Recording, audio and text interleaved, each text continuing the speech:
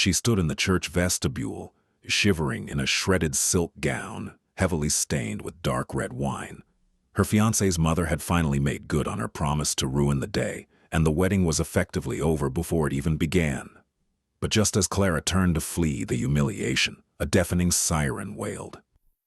Black SUVs and police escorts suddenly surrounded the chapel doors.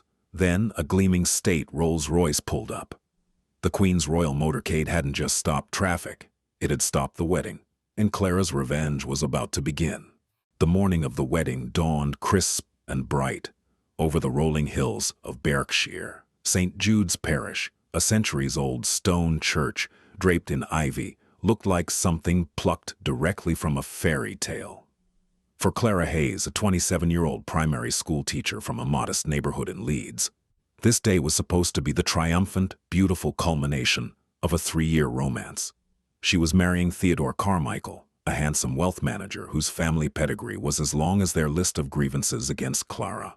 To say the Carmichael family disapproved of the union would be a catastrophic understatement. Beatrice Carmichael, Theodore's mother, was a woman carved from ice and old money. She wore her snobbery like a designer coat, weaponizing etiquette to belittle anyone who didn't possess a trust fund or a title. From the very first dinner party Clara had attended, Beatrice had made it entirely clear that a public school teacher was not fit to inherit the Carmichael name. Beatrice had spent the last 2 years actively trying to set Theodore up with Penelope Croft, a shipping heiress who actually understood which fork to use for the oyster course. But Theodore had proposed to Clara anyway. He had promised her that his mother's sharp tongue was just a defense mechanism, assuring Clara that once they were married, Beatrice would soften. Clara, blinded by love and Theodore's charming apologies, had believed him.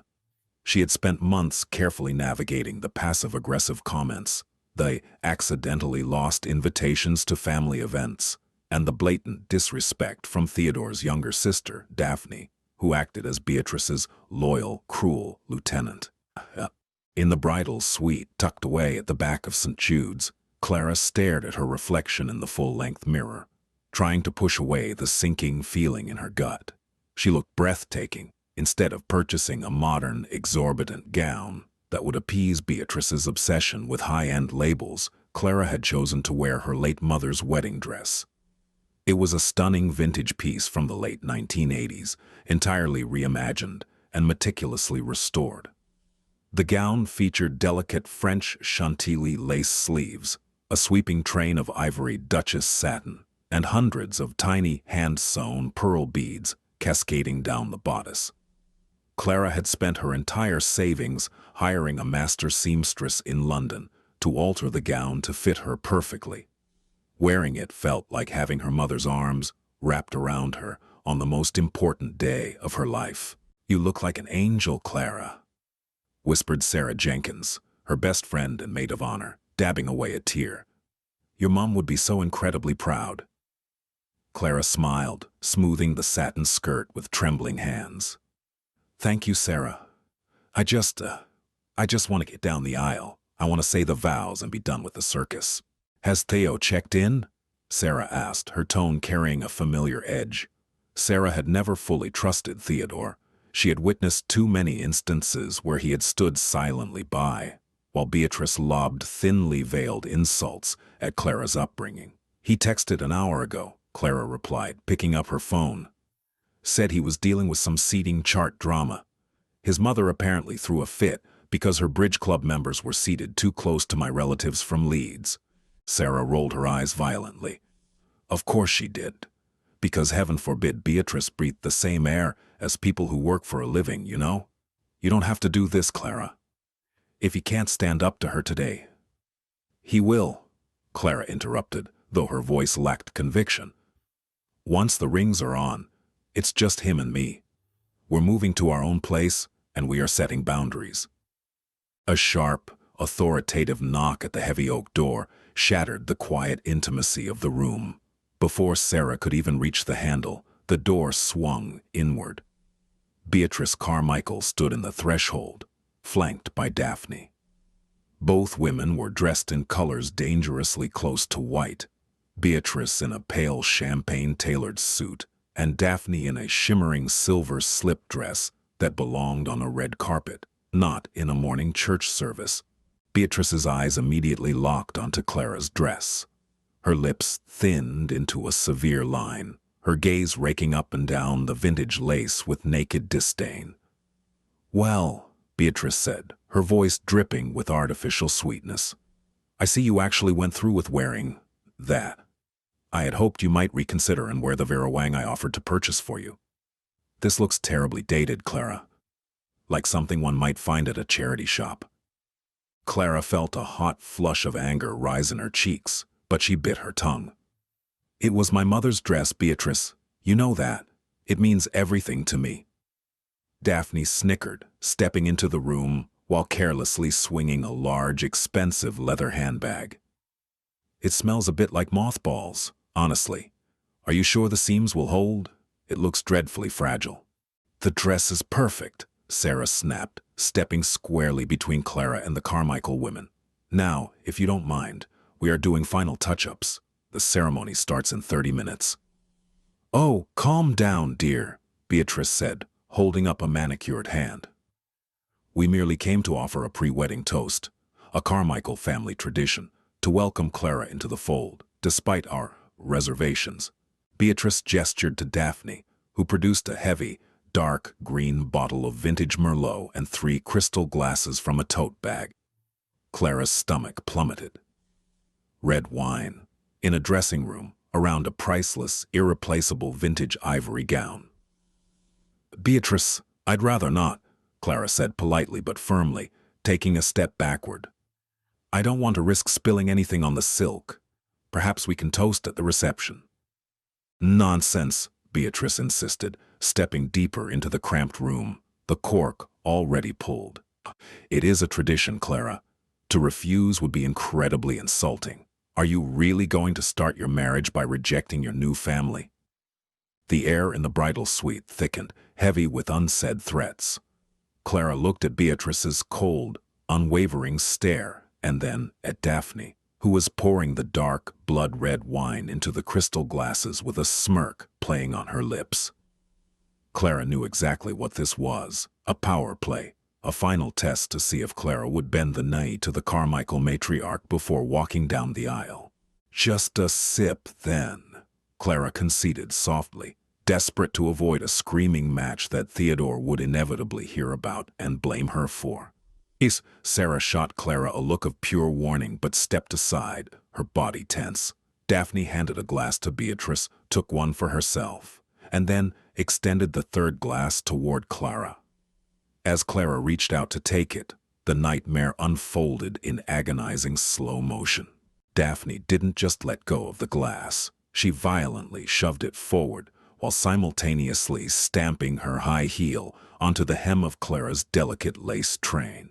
With a theatrical gasp, Daphne feigned a stumble. The crystal glass shattered against Clara's bodice.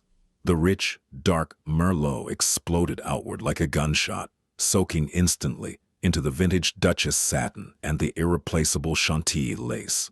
Clara screamed, jumping backward, but the damage was immediate and catastrophic. A massive, jagged stain the color of fresh blood covered her chest and ran down the front of the skirt, completely ruining the ivory sheen. "Oh my God!" Daphne shrieked, though there was zero panic in her voice. "I am so clumsy. Clara, I am so sorry." Sarah rushed forward, grabbing a stack of white towels from the vanity, but Beatrice stepped into her path, forcefully blocking the maid of honor. "Don't rub it. You'll only set the stain," Beatrice commanded. She reached into her champagne-colored blazer and pulled out a small pair of embroidery scissors. "The lace is ruined, but if we cut away the soaked overlay, the underlayer might dry." "Get away from me!" Clara yelled, batting Beatrice's hands away. Tears were streaming down her face, ruining her makeup. The smell of the wine was intoxicating and sickening. Her mother's dress, the only physical thing she had left of the woman who raised her, absolutely obliterated. But Beatrice ignored her. With shocking speed and aggression, the older woman grabbed the delicate lace at Clara's waist and snipped viciously. She didn't just cut the stained lace, she gouged deeply into the satin underlayer, effectively shredding the fabric. "Stop it, stop it," Sarah screamed, physically shoving Beatrice backward. Beatrice stumbled, dropping the scissors, her mask of false concern slipping into a look of triumphant malice. "I was only trying to help," Beatrice sneered, smoothing her immaculate blazer. "Look at you. You look like a complete disaster. Theodore cannot possibly stand at the altar with a bride who looks like she crawled out of a gutter. This is precisely why we told him this wedding was a mistake." The door flew open again, and Theodore rushed in, out of breath, his tailored tuxedo immaculate. "What is going on in here? I heard shouting." He stopped dead in his tracks. His eyes widened as he took in the shattered glass on the floor, the spreading red puddle, and Clara shaking violently, clutching the ruined, gaping hole in her late mother's dress. "Theo," Clara sobbed, looking at him with desperate, pleading eyes. "She did it on purpose. They ruined it. They ruined my dress." Theodore looked from Clara's devastated face to his mother. Beatrice immediately adopted a look of maternal distress. "Theodore, darling, it was a dreadful accident. Daphne tripped while handing her a glass of wine, and when I tried to trim the ruined lace to save her dignity, Clara became completely hysterical and attacked me." "That is a lie," Sarah yelled. "They threw the wine on her and chopped the dress to pieces." Clara stared at Theodore. This was the moment. The ultimate test. His bride was standing before him, heartbroken, wearing the destroyed memory of her dead mother, sabotaged by his own family. All he had to do was look at the scissors on the floor, look at the malicious glint in his sister's eye, and stand by the woman he claimed to love. Theodore let out a long, heavy sigh. He ran a hand through his perfectly styled hair and looked at Clara with an expression not of protective rage, but of deep annoyance.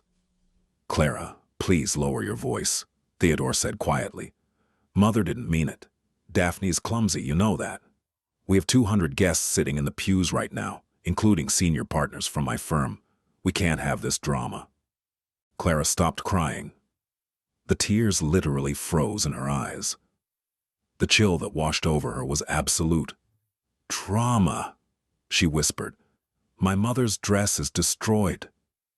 Your mother cut it with scissors." "It's just a dress, Clara," Theodore snapped, his voice rising, revealing the entitled impatience he had hidden for 3 years. "We can just buy a new one off the rack. There's a bridal boutique 2 streets over. I'll give Sarah my credit card. Just go buy something sensible, throw it on, and let's get this over with. You're embarrassing me." The silence in the room was deafening. Sarah gasped, clamping a hand over her mouth. Beatrice smiled, a tiny victorious upward tilt of her lips. Clara looked at the man she was about to marry, truly seeing him for the first time. He wasn't a victim of his domineering mother. He was her product. He was a coward who would always sacrifice Clara on the altar of his family's comfort and reputation. "No," Clara said, her voice eerily calm. She let go of the shredded fabric, letting the ruined silk drop. "I'm not buying a new dress, and I'm not marrying you." Theodore's face flushed with anger. "Don't be ridiculous, Clara. You're being hysterical. Get a grip." "The wedding is off," Clara said, stepping past him toward the door. "If you walk out that door, you get nothing," Beatrice hissed, dropping the act completely. "Hey, you go back to your pathetic little rented flat and your miserable teaching salary. You'll be a laughingstock." Clara didn't answer. She walked out of the bridal suite. The ruined, wine-soaked train, dragging heavily across the stone floor of the church vestibule. She could hear the faint murmur of the impatient guests inside the sanctuary. She reached the heavy double doors leading out to the street, intending to run until her lungs burned. She pushed the doors open, and that was when the sirens began to wail, drowning out Theodore's angry shouts from down the hall. The heavy oak doors of St. Jude's Parish banged loudly against the exterior stone walls as Clara burst out into the cool morning air. She fully expected to find the quiet, picturesque streets of Berkshire completely empty, save for a few stray pigeons and the distant hum of morning traffic. Instead, The world outside the church had been transformed into a fortress of flashing blue lights and heavily armed security. 4 massive, custom-built black Range Rovers had aggressively swerved to block the narrow cobblestone street, effectively sealing off the perimeter of the chapel. A dozen police officers on motorcycles had formed a tight, impenetrable barricade, their sirens wailing with an urgency that vibrated deep within Clara's chest. Directly in the center of the chaotic formation idled a pristine, dark maroon state Rolls-Royce Phantom, its polished chrome gleaming under the morning sun. The Royal Standard flag fluttered crisply on its hood. Clara froze on the stone steps, the wind catching the shredded, wine-soaked remnants of her mother's dress. Her breath caught in her throat. She had lived in England her entire life, and she knew exactly what that flag meant. The Queen of England was inside that vehicle, and her motorcade had just brought the entire town to a violently abrupt standstill. Footsteps pounded against the stone behind her. Theodore burst through the church doors, his face purple with rage, completely oblivious to the extraordinary scene unfolding on the street below. He reached out and aggressively grabbed Clara's forearm, his fingers digging into her skin. "Clara, what on earth do you think you are doing?" Theodore hissed, trying to physically drag her back into the shadowy vestibule. "You are making a colossal spectacle of yourself. Get back inside right this second, before anyone sees you looking like a slaughtered animal." Beatrice and Daphne followed close behind, stepping out into the light. Beatrice's face was a mask of cold fury, ready to deliver another blistering lecture about decorum. But the words died instantly on her lips as she registered the flashing lights, the armed guards, and the undeniable presence of the royal motorcade. "Good heavens!" Beatrice gasped, her hand flying to her throat in genuine shock. Her eyes widened, scanning the polished vehicles and the stoic security personnel. Then, almost immediately, the shock morphed into an expression of unadulterated, triumphant arrogance. Beatrice straightened her posture, desperately smoothing her champagne-colored blazer. "Theodore, release her," Beatrice commanded sharply, her eyes never leaving the Rolls-Royce. "Look, it is the royal motorcade. I knew our family's philanthropic donations to the Crown's estates had not gone unnoticed, but for Her Majesty to send a representative to our family wedding, this is unprecedented. We must greet them properly. Clara, stand behind us and hide that disastrous stain." Theodore's anger evaporated, replaced by a sudden, sycophantic eagerness. He quickly adjusted his silk tie and puffed out his chest, completely forgetting about his ruined bride standing beside him. Before Beatrice could take a single step down the stone stairs, the doors of the lead Range Rover swung open. Several tall, broad-shouldered men wearing dark suits and earpieces stepped out, their eyes constantly scanning the perimeter. One of the men, clearly a commanding officer, raised a hand, signaling the local police to hold their positions. Then, the rear door of the Rolls-Royce was opened by a chauffeur. A tall, impeccably dressed man in a charcoal morning suit stepped onto the pavement. He possessed an air of quiet, absolute authority, his silver hair neatly combed, holding a leather folio stamped with the royal crest. This was Sir Richard Kensington, the Queen's private secretary. Beatrice nudged Theodore forward. "Go, greet him," she whispered furiously. "Remind him of your father's work with the Exchequer." Theodore puffed himself up and marched down the stone steps with practiced entitlement.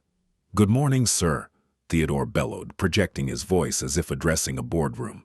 "I am Theodore Carmichael. My family and I are deeply honored that the palace has recognized our special day.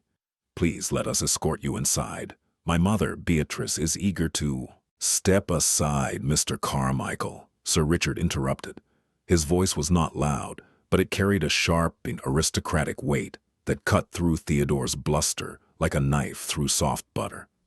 He did not even look at Theodore. His piercing blue eyes were fixed entirely on the top of the stairs. Theodore blinked, completely thrown off balance. "I beg your pardon." "I said, step aside," Sir Richard repeated, motioning effortlessly to two security officers who immediately stepped forward, physically maneuvering a bewildered Theodore out of the path. Beatrice gasped loudly from the top of the stairs, her carefully constructed composure fracturing. Sir Richard bypassed the Carmichael family entirely and began ascending the stone steps. Clara remained frozen, clutching the shredded lace of her bodice, shivering in the cool breeze. The enormous wine stain looked horrifyingly bright in the daylight. Sir Richard stopped 2 steps below Clara. His sharp gaze took in her tear-streaked face, the shattered remains of the vintage gown, and the smell of stale Merlot clinging to the fabric. A flicker of deep concern crossed his usually stoic features. "Miss Clara Hayes?" Sir Richard asked gently, his tone softening dramatically. Clara swallowed hard, her voice trembling. "Yes, I am Clara. I am Sir Richard Kensington, acting on behalf of Her Majesty," he said, offering a deep, respectful bow that sent shockwaves through the small crowd gathering on the sidewalks. "Her Majesty extends her most profound apologies for the unannounced intrusion. We have been attempting to locate you for several weeks. When the palace finally tracked down your parish registry, Her Majesty insisted we drive here immediately." Beatrice let out a shrill, incredulous laugh from a few feet away. "Locate her? Sir Richard, there must be some mistake. This is Clara Hayes. She is a primary school teacher from Leeds. She is nobody. If the palace is looking to bestow an honor, it is surely meant for the Carmichaels." Sir Richard slowly turned his head to look at Beatrice. The look of absolute disdain he gave her was so powerful, it made the wealthy matriarch physically step back. "Madam," Sir Richard said, his voice dropping to a dangerous, icy register, "I suggest you remain silent. You are speaking about the sole surviving granddaughter of Lady Eleanor Sterling, the Duchess of Pembroke, and Her Majesty's most beloved confidant." What? Oh. The silence that fell over the church steps was absolute, broken only by the low rumble of the idling Range Rovers. Clara stared at Sir Richard, her mind struggling to process the impossible words he had just spoken. Duchess of Pembroke? Her mother, Mary, had been a quiet, hard-working woman who baked bread on Sundays and saved every penny to buy Clara's school uniforms. She had never spoken of titles, palaces, or royalty. "I think you have the wrong family, Sir Richard," Clara whispered, her voice shaking. "My mother was Mary Hayes. She was a nurse." From the open door of the Rolls-Royce, another figure emerged. It was an elegant, elderly woman, walking with the aid of a silver-tipped cane. She wore a tailored houndstooth coat, and her sharp, intelligent eyes locked onto Clara instantly. This was Lady Harriet Montgomery, the Queen's senior lady-in-waiting. Lady Harriet slowly made her way up the steps, her security detail flanking her closely. As she drew near, she didn't look at Clara's face. Her eyes were drawn entirely to the ruined, wine-soaked dress. "Oh, merciful heavens," Lady Harriet breathed, reaching out a trembling, gloved hand to gently touch an unsullied piece of the Chantilly lace on Clara's sleeve. Tears welled in the old woman's eyes. "It is the dress, the Pembroke gown." "The Pembroke gown?" Clara asked, thoroughly bewildered. "Your mother, Mary, was born Lady Mary Pembroke," Lady Harriet explained, her voice trembling with emotion. 30 years ago, she fell in love with a man the Duke fiercely disapproved of, a kind, hard-working paramedic named Jonathan Hayes. When she refused to leave him, her father stripped her of her inheritance and banished her. But the Queen loved Mary fiercely. On the night your mother eloped, Her Majesty secretly gifted her this dress from the royal vaults. It was hand-woven for Princess Margaret. It is a piece of British history. A strangled, high-pitched noise escaped Beatrice's throat. Her face had drained of all color, turning an alarming shade of gray. She stared at the shredded, stained fabric covering Clara's body, her arrogant facade crumbling into pure, unadulterated panic. Lady Harriet's eyes finally moved from the dress to the massive, jagged hole cut into the satin, and then to the enormous, reeking red wine stain. The elderly woman's expression hardened into something terrifying. "What has happened to this gown?" Lady Harriet demanded, her voice echoing off the stone walls. "This is priceless royal heritage. It has been deliberately mutilated." Clara stood taller, the truth of her lineage infusing her with a sudden, unbreakable strength. She turned and pointed a steady finger directly at Beatrice. "Theodore's mother and sister threw a glass of vintage Merlot on me in the bridal suite, and when I tried to clean it, Beatrice took a pair of embroidery scissors and intentionally shredded the silk. Theodore watched the entire thing happen and told me to stop making a scene." Sir Richard Kensington's jaw tightened. He turned to the police commander standing at the base of the stairs. "Commander, please take note of this vandalism.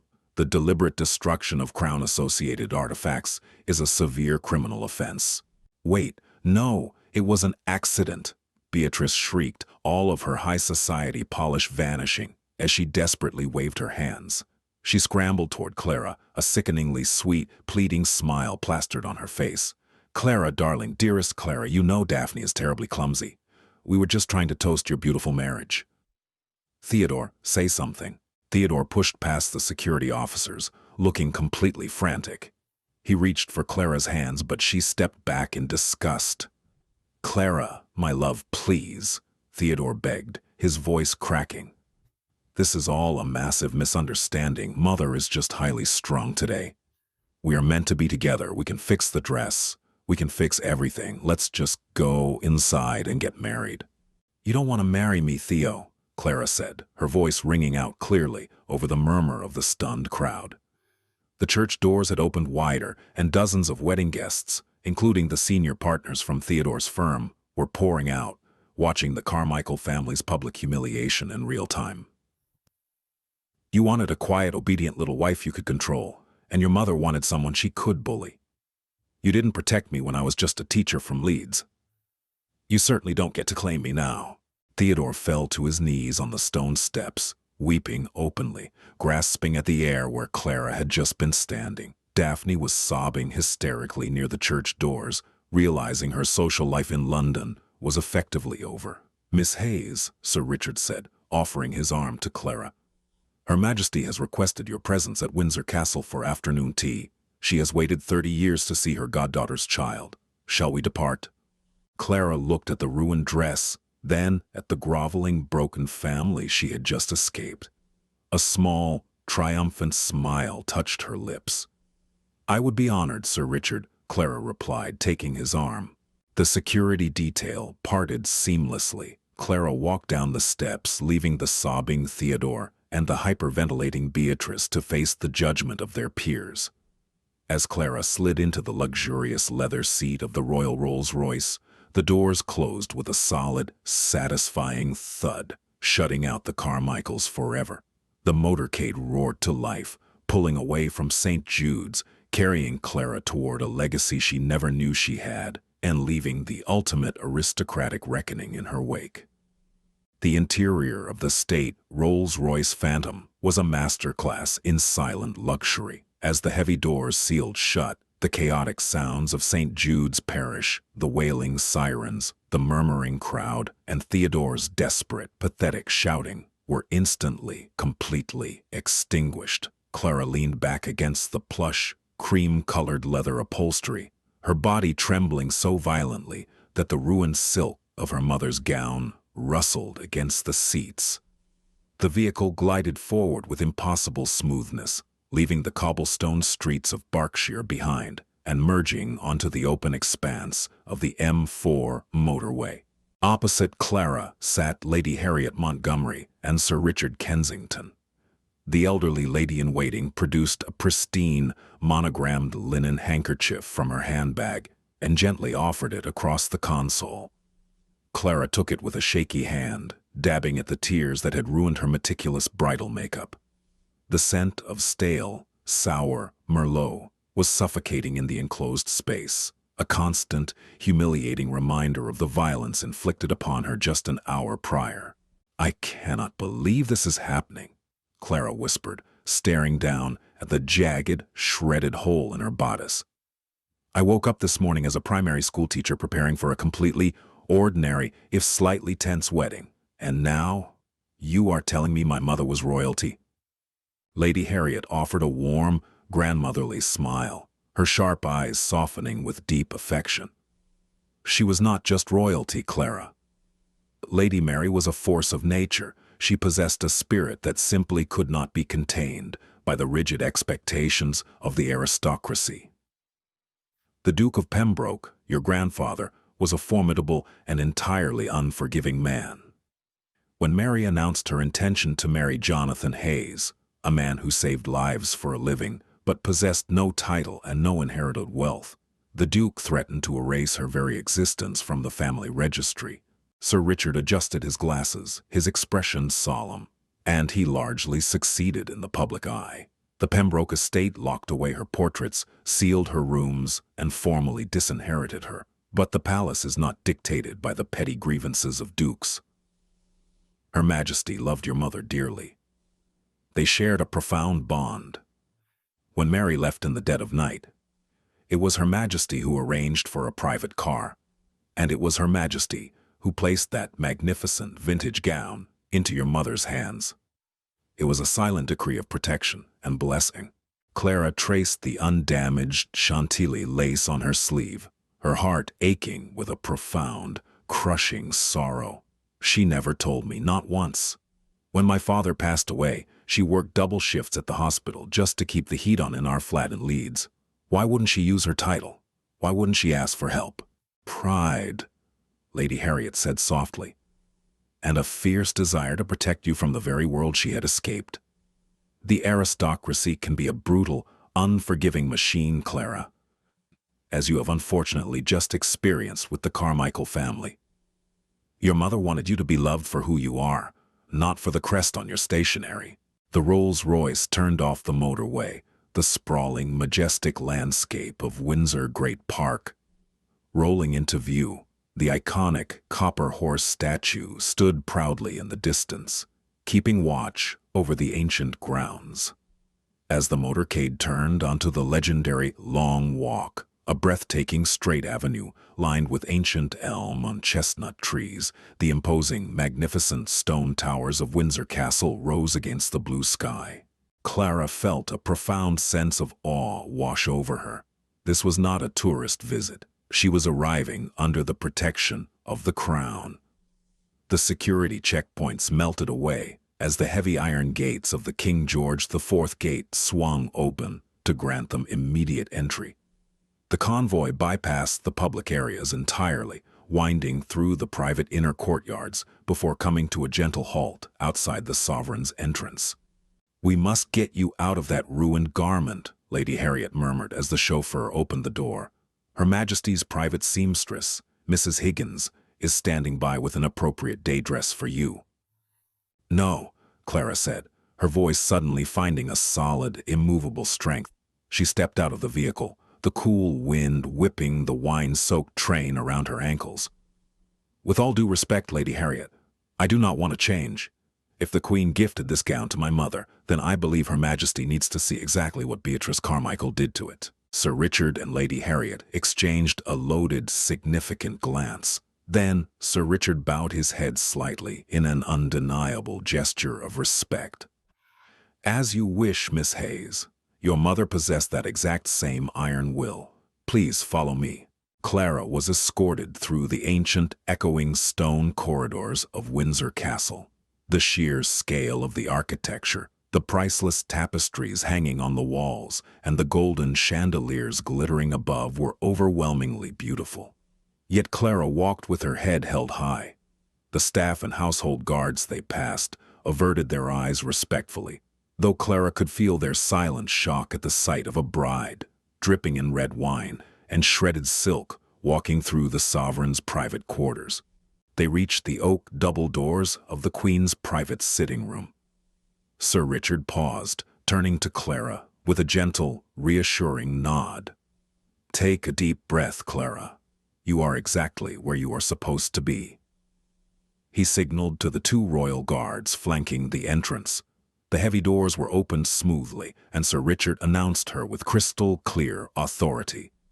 Your Majesty, may I present Miss Clara Hayes, the granddaughter of the Duke of Pembroke. Clara stepped over the threshold, her heart hammering against her ribs, preparing to face the ultimate authority of the British monarchy, and finally uncover the remaining secrets of the mother she had lost too soon. The private sitting room was surprisingly intimate, bathed in the soft, warm light of the afternoon sun, streaming through tall, mullioned windows overlooking the magnificent East Terrace garden. The room smelled faintly of lavender and Earl Grey tea. Seated in a high-backed floral armchair near the roaring fireplace was the sovereign.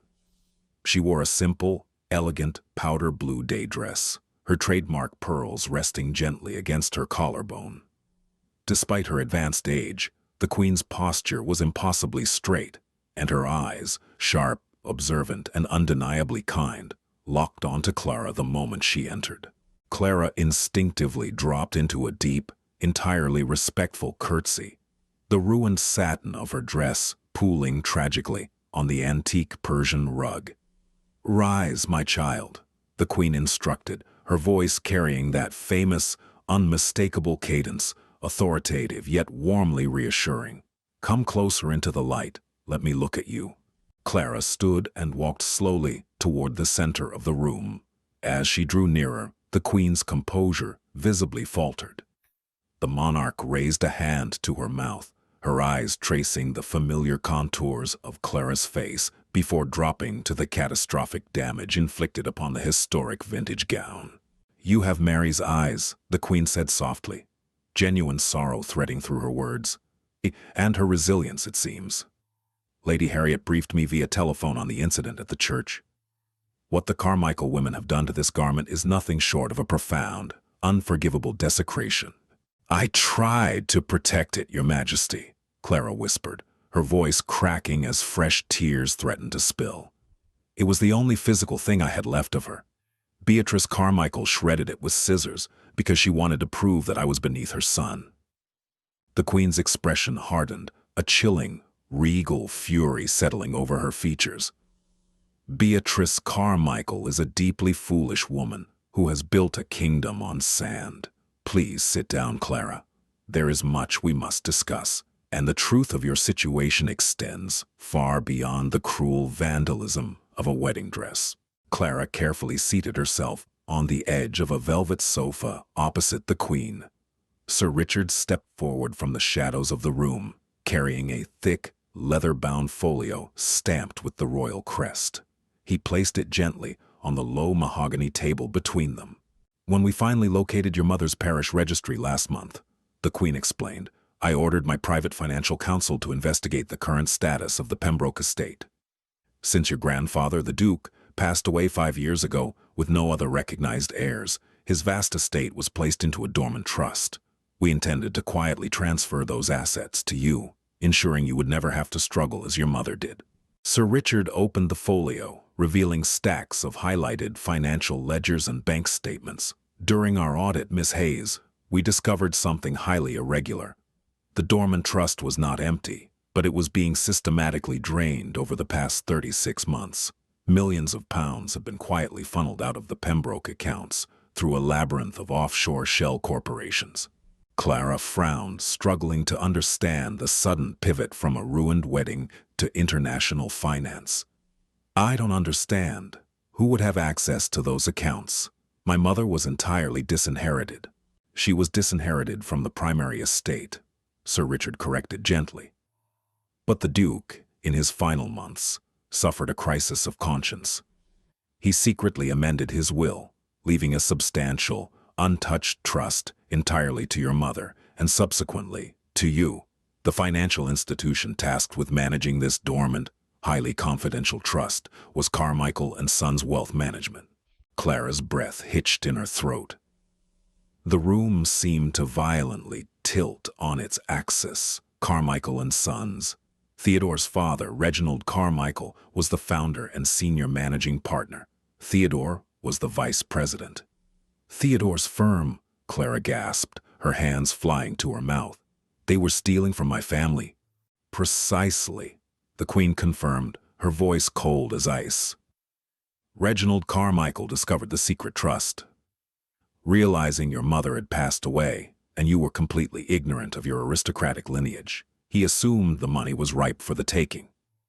He began embezzling the funds to cover massive losses his firm had suffered in the Asian markets. But why would Theodore? Clara stopped, the horrifying realization crashing down upon her like a tidal wave. 3 years ago, that is exactly when Theodore and I met. He spilled coffee on me at a cafe in Leeds. He was so charming. He insisted on paying for my dry cleaning and then asked me to dinner. It was not an accident, Clara, Lady Harriet said gently from the doorway. Our investigators confirmed that Theodore was dispatched by his father to locate you. They needed to monitor you, and what better way to ensure you never discovered your true inheritance and never questioned your own background than by marrying you into their family and keeping you entirely under their control? Clara felt violently ill. The last 3 years of her life, the romantic weekends, the promises of forever, the endless, agonizing endurance of Beatrice's psychological torture had all been a calculated, monstrous lie. Theodore hadn't just failed to protect her today, he had orchestrated her entire emotional captivity. Beatrice's hatred wasn't just class snobbery. It was the terrifying arrogance of a thief who deeply resented the person she was stealing from. "They ruined my mother's dress," Clara whispered, a dark, simmering rage finally replacing the heartbreak in her chest. "They stole my grandfather's money, and they tried to steal my life." The Queen leaned forward, resting her hands on her silver-handled walking stick.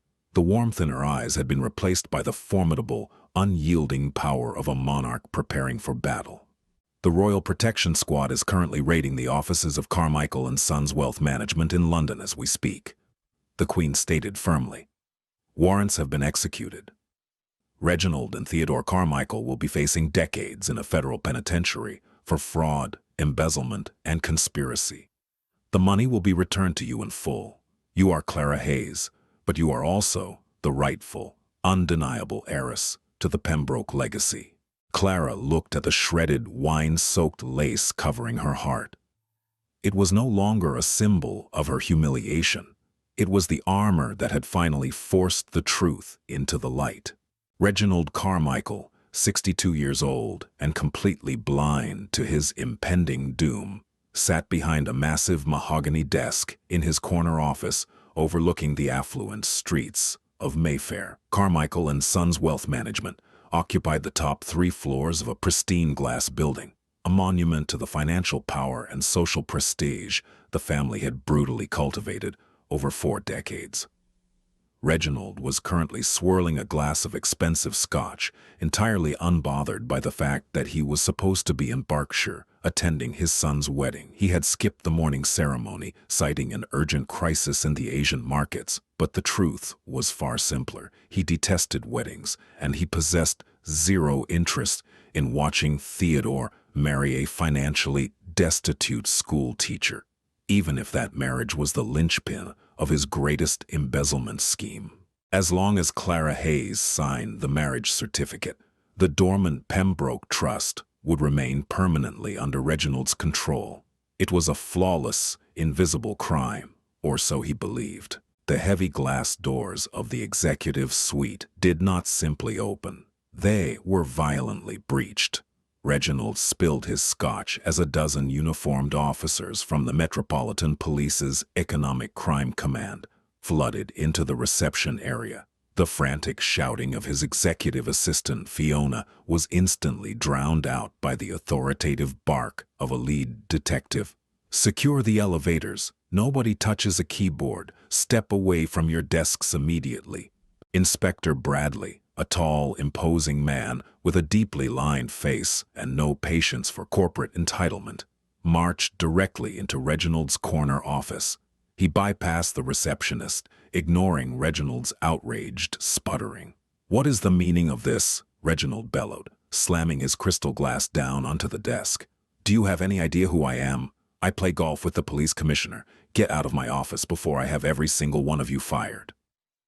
"Reginald Carmichael," Inspector Bradley said, his voice a low, dangerous rumble that commanded absolute silence. He produced a thick stack of warrants stamped with the unmistakable seal of the Crown Court. You are under arrest for grand larceny, wire fraud, conspiracy to commit fraud, and the embezzlement of funds from the Pembroke Estate Trust. Anything you do say may be given in evidence. Reginald's face drained of all color, transforming his complexion into a sickly, chalky gray. The mention of the Pembroke estate hit him like a physical blow to the chest. How could they possibly know? He had buried those shell companies under layers of impenetrable offshore corporate structures. That is completely absurd, Reginald stammered, his arrogant posture instantly collapsing. There is a misunderstanding, a terrible accounting error. An error to the tune of £42 million, Inspector Bradley countered sarcastically, signaling two officers to approach with handcuffs. Turn around and place your hands behind your back, Mr. Carmichael. Down in the marble lobby of the building, chaos of a different variety was unfolding. Theodore's sleek Aston Martin had just screeched to a halt outside the revolving doors. Theodore, still wearing his immaculate morning suit, stormed into the building, his face flushed with panic and unadulterated rage. Close behind him were Beatrice and Daphne, still dressed in their ridiculous, overly formal champagne and silver wedding attire. They had fled the catastrophic scene at St. Jude's Parish, desperate to reach Reginald and do damage control before the society papers caught wind of the humiliated groom. "Where is my father?" Theodore screamed at a terrified security guard in the lobby. "Call the private elevator down this instant." Before the guard could respond, the silver doors of the main elevator parted. Theodore, Beatrice, and Daphne froze in their tracks. Reginald Carmichael, the untouchable patriarch of their elite family, was being frog-marched out of the elevator in steel handcuffs. He was flanked by four serious-looking police officers, his custom Italian suit rumpled, his head bowed in absolute disgrace. Behind him, officers were pushing large metal carts loaded with confiscated hard drives, financial ledgers, and locked filing cabinets. "Reginald!" Beatrice shrieked, her voice echoing shrilly off the marble walls. She lunged forward, her champagne blazer flapping, only to be firmly intercepted by a female officer. "What on earth are you doing to my husband? Take those cuffs off him immediately. We are the Carmichaels. You cannot treat us like common criminals." "Mother, stop!" Theodore hissed, the horrifying reality of the situation finally piercing through his panic. He looked at the boxes of evidence, recognizing the distinct red folders that contained the Pembroke Trust documents. His stomach violently bottomed out. The Queen's motorcade, the Royal Protection Squad, Clara's sudden departure, it all slammed together in a terrifying, undeniable puzzle. Inspector Bradley stepped forward, his eyes locking onto Theodore. "Theodore Carmichael, Vice President of Acquisitions." Theodore instinctively took a step backward, his hands raised in a pathetic gesture of surrender. "Yes, but I am just an employee. I do whatever the senior partners dictate." "Theo, what are you saying?" Reginald snapped, his head snapping up to glare at his son. "You are also under arrest, mate," Inspector Bradley stated coldly, pulling a second pair of handcuffs from his belt. "For your active role in conspiracy and wire fraud. We have the emails between you and your father detailing the surveillance and manipulation of Clara Hayes." Beatrice gasped, her hands flying to her mouth. Daphne let out a high-pitched wail, burying her face in her expensive leather handbag. As the cold steel clamped around Theodore's wrists, his cowardly nature completely took over. He threw his own father to the wolves without a second thought. "It was his idea," Theodore screamed, struggling against the officers. "I didn't want to marry her. He forced me to date her. He told me if I didn't keep her distracted, the auditors would find the missing money. I am a victim of his manipulation. Please, you have to let me go. I was just following orders." Reginald stared at his son in disgusted disbelief. Beatrice collapsed onto a leather lobby bench, weeping hysterically as the reality of their utter destruction set in. The employees of Carmichael and Sons, dozens of them, stood on the mezzanine level, recording the entire pathetic spectacle on their smartphones. The wealthy, untouchable family that had terrorized Clara Hayes for 3 years was being publicly dismantled, dragged out of their own empire in chains, right into the flashing cameras of the London paparazzi waiting outside. 4 weeks after the aborted wedding, the sprawling grounds of the Pembroke estate in Gloucestershire were bathed in the golden light of late summer. The ancestral manor, an architectural masterpiece of limestone and slate that had stood for 4 centuries, had been awakened from its dormant slumber. The heavy velvet curtains were drawn back, the grand halls were polished to a mirror shine, and a fully staffed household was moving with purposeful efficiency. Clara stood by the massive floor-to-ceiling windows of the primary drawing room, looking out over the manicured gardens that stretched toward a glittering lake. She looked completely transformed. Gone was the timid, exhausted school teacher who constantly apologized for her own existence. Clara wore a sharply tailored, emerald green crepe midi dress that perfectly complemented her newly trimmed, elegant hair. She carried herself with the quiet, devastating confidence of a woman who had walked through fire and emerged forged in steel. She was no longer just Clara Hayes. She was the Duchess of Pembroke, recognized fully by the crown and in complete control of a multi-million-pound dynasty. A gentle knock at the mahogany door broke the silence. Sir Richard Kensington stepped into the room, holding a leather folder.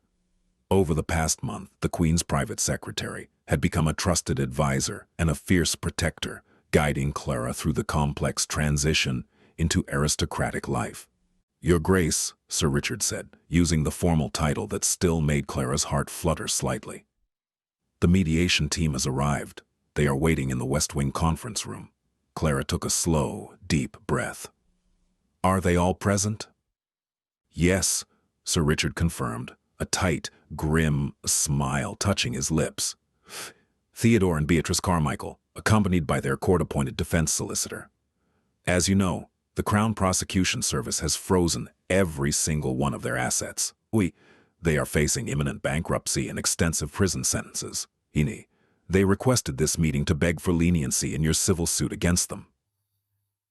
"Let us not keep them waiting," Clara said, her voice steady and perfectly composed. The West Wing conference room was a stark contrast to the warmth of the rest of the manor. It was intimidating, featuring a long, imposing oak table surrounded by antique oil portraits of fierce Pembroke ancestors. When Clara entered, flanked by Sir Richard and a team of top-tier London barristers, the atmosphere in the room instantly plummeted to freezing. Theodore and Beatrice were sitting on the opposite side of the table, and they looked utterly destroyed. Theodore was alarmingly pale, wearing a cheap, off-the-rack suit that fit him poorly, his trademark arrogance entirely stripped away by weeks in police holding before making bail. Beatrice, once the terrifying matriarch of high society, looked fragile and aged. Her hair lacked its usual immaculate volume, and she wore a plain black dress devoid of any designer labels. As Clara took her seat at the head of the table, neither Theodore nor Beatrice could meet her eyes. "Miss Hayes, your Grace," the Carmichael's exhausted-looking solicitor began, fumbling with his papers. "We appreciate you agreeing to this mediation. My clients are prepared to offer a full, unreserved written apology for their actions. Furthermore, they are pleading for you to drop the civil damages regarding the emotional distress and the destruction of the vintage gown, in hopes it might lessen their criminal sentencing." Clara leaned forward, resting her elbows on the polished oak. She looked directly at Theodore. He flinched under her gaze, finally forcing himself to look up. "A written apology," Clara repeated, her voice dripping with lethal calm. 3 years, Theodore. You lied to my face for 3 years. You sat at my tiny kitchen table in Leeds, eating the dinners I cooked after working 10-hour days, knowing you were stealing millions from my grandfather's trust. You watched your mother systematically break my spirit, and you smiled because it kept me docile." "Clara, please," Theodore choked out, tears instantly welling in his eyes. It was a pathetic sight. "I was terrified of my father. I didn't want to do it. I did love you in my own way. Please don't destroy my life completely. I'm facing 20 years. I won't survive in prison." "You did not love me," Clara corrected coldly. "You loved the money you were stealing from me." She turned her gaze to Beatrice. The older woman shrank back in her chair. "And you, Beatrice," Clara continued, her tone sharpening into a blade. "You looked down on me because I was a teacher. You called me a charity case. You humiliated me in front of my friends, and you took a pair of scissors to a dress that was a royal artifact. All because you wanted to exert power over a girl you thought was defenseless.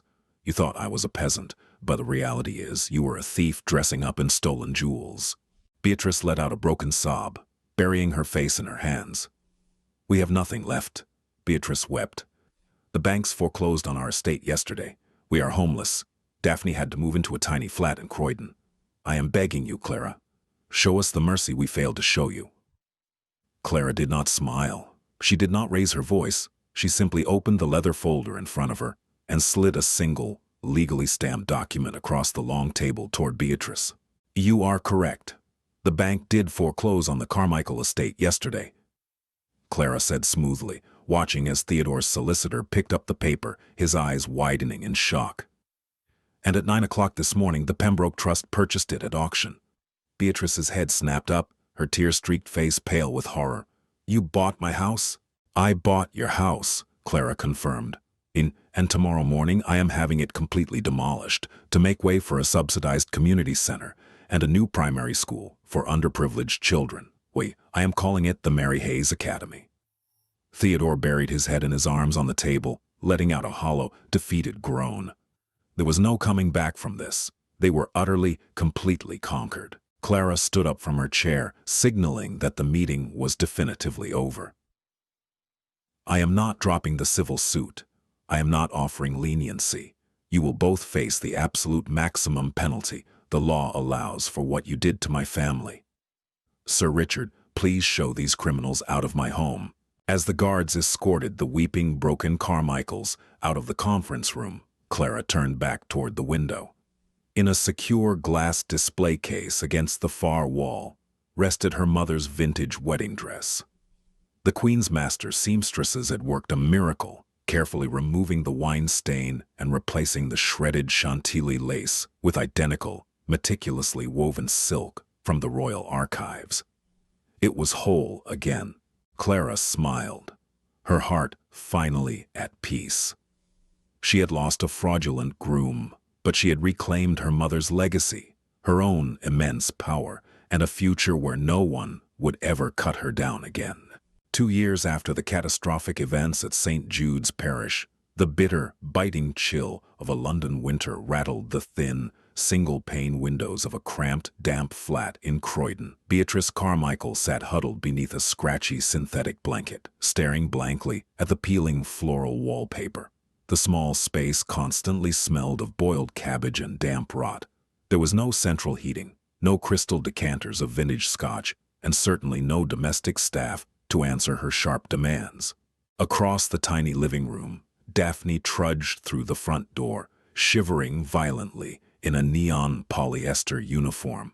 She had just finished a grueling 9-hour shift operating a till at a local discount supermarket.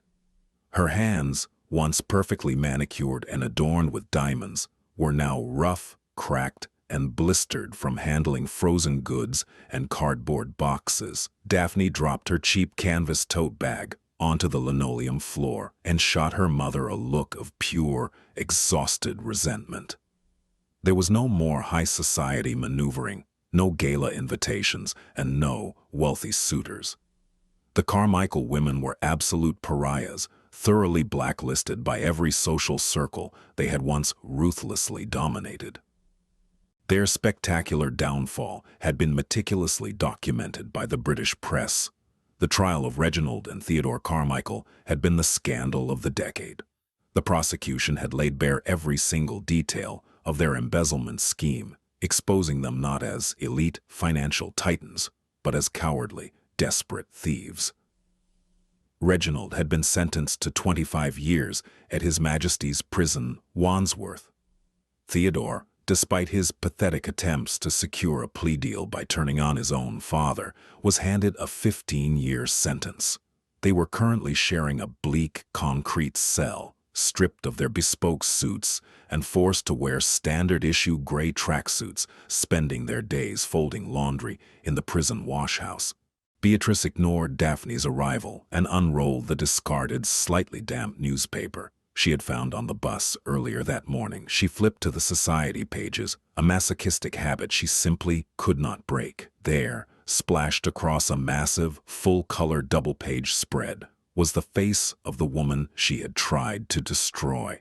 The headline read, "The Duchess of the People, Clara Hayes inaugurates groundbreaking academy on former Mayfair elite's grounds." Beatrice's hands trembled, crumpling the edges of the cheap newsprint. The photograph showed Clara looking completely radiant, powerful, and unconditionally happy.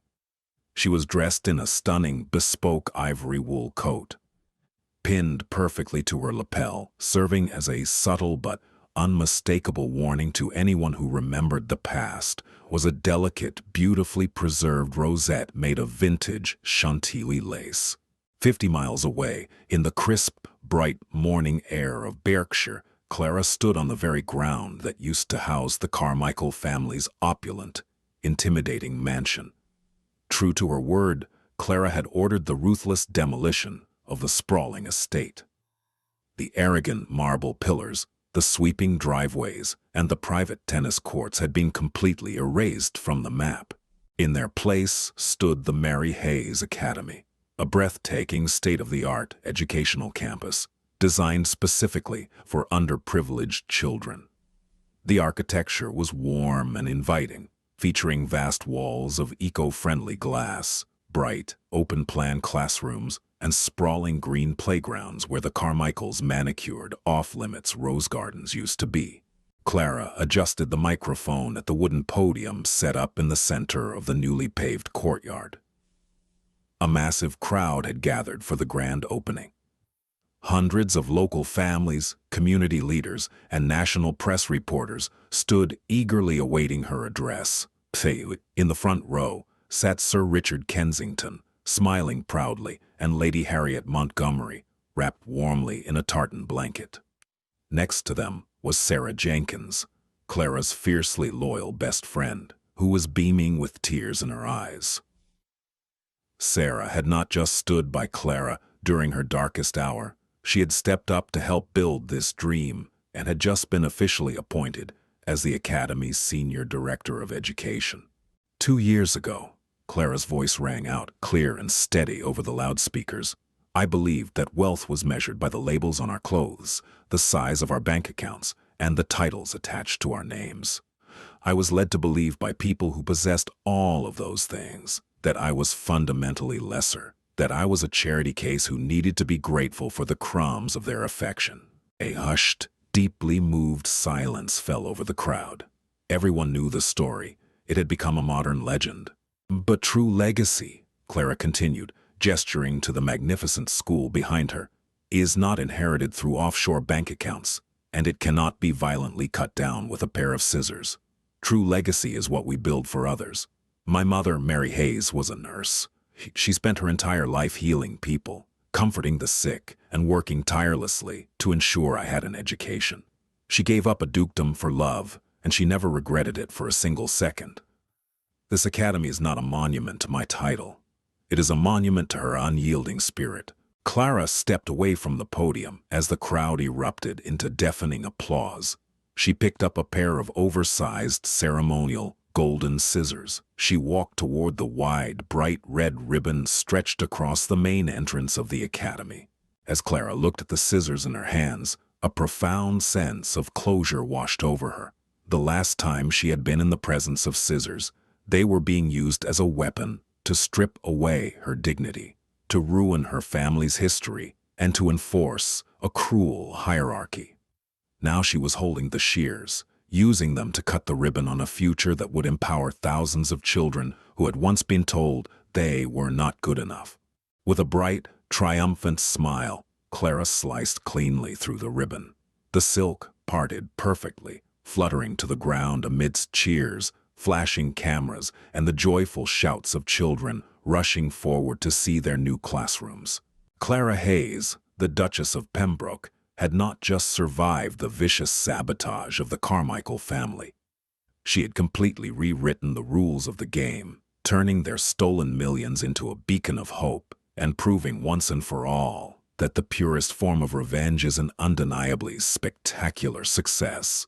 From a shredded wedding dress in a cold church vestibule to the absolute destruction of a corrupt, aristocratic empire, Clara's journey proves that true power cannot be stolen or sabotaged. She took the ultimate betrayal and forged it into a breathtaking legacy, leaving the cruel family who mocked her to rot in prison and poverty. The Carmichaels lost their freedom, their home, and their social standing, while Clara built an empire of hope. Did this incredible story of justice and revenge give you chills? Hit that like button, share this dramatic saga with your friends, and make sure to subscribe to our channel for more unbelievable real-life stories.